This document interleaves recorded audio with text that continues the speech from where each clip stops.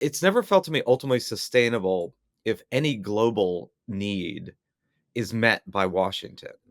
And I think maybe part of the problem of USAID is if we're kind of hinging our global health on the willingness of this one entity at a certain amount of time, I mean, it needs to be more diverse, doesn't it? It does. Unfortunately, other governments are also walking away from efforts at overall human health, right? Like we see the UK cutting foreign health aid, we see the EU cutting foreign health aid. And so it would also be one thing if we were taking steps back instead of falling down the entire staircase, right? Right. Which is what we've done. We didn't take a few steps back and allow someone else to step up. We just jumped down the staircase. But what instead we're seeing is just an overall pullback, an overall move toward more isolationism, less engagement with the fact that we are one human story. And that is a bummer for me. But I agree, there has always been a problem. Look, I mean, there's always been a problem with the way that we distribute health aid in general. It's always been neocolonialist. It's always been Axis and allies. It's always been a game of, not really what's good for overall human health, but what's good for the narrow interests of the United States. And like, that's always troubled me. But to walk away from all of those commitments without any warning in a completely chaotic way is just devastating for the people who, for many, many decades, we've promised that we would help in an ongoing, open ended way. It's a little bit devastating too because so few people seem to be even aware of the existence of USAID, just like American taxpayers being aware of its existence and kind of came out to defend it when it did fall down the staircase.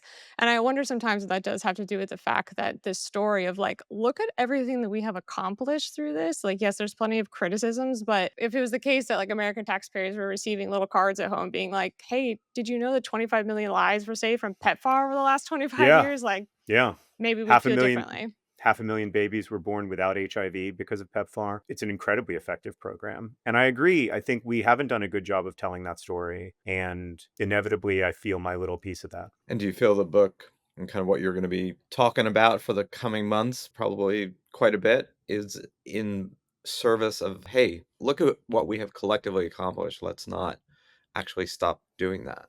I hope it can be. I mean, I really wanted to write a hopeful book, and it's hard to write hopefully about tuberculosis because it is such a devastating disease and it causes so much suffering and so much needless suffering. But I wanted to write a hopeful book because I believe that hopeful stories are ultimately the only true ones. I think despair is incredibly compelling, and despair tells this holistic story that it doesn't matter what you do because nothing matters anyway. And that's very compelling, especially to me, like right now. I feel very close to that. That rings a big bell with me.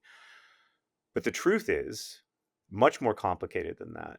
And also involves a lot more of me having a responsibility and all of us having a responsibility to each other, which is that there is cause for hope. And whether or not that hope is realized is partly something that we will decide together.